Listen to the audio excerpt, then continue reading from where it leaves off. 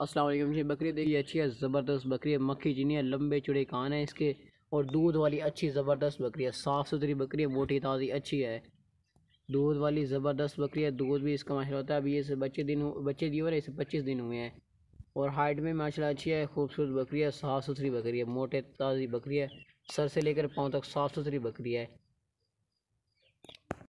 साफ़ सुथरी भागती दौड़ती सेहतमंद है। अभी सफ़र से ये आई हुई है माशाल्लाह, ज़बरदस्त और मोटी बकरी है, साफ़ सुथरी बकरी है, खूबसूरत फेस है, फेस चेक करें, लंबे चौड़े कान है, दूध वाली अच्छी बकरी, साफ़ सुथरी बकरी है। दूध से ना ये थान इसके भरे हुए हैं, साफ़ सुथरी बड़ी बकरी है माशाल्लाह, ज़बरदस्त बकरी है। सस्ती कीमत इसकी लिखी है, बहुत फाइनल कीमत है।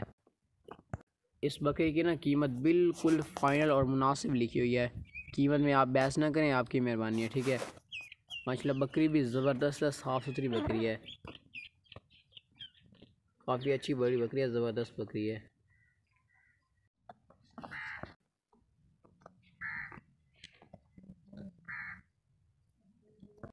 साफ़ सुथरी और ज़बरदस्त अच्छी बकरी है माशाल्लाह, काफ़ी अच्छी बकरी है, मोटी ताज़ी दूध वाली ज़बरदस्त है।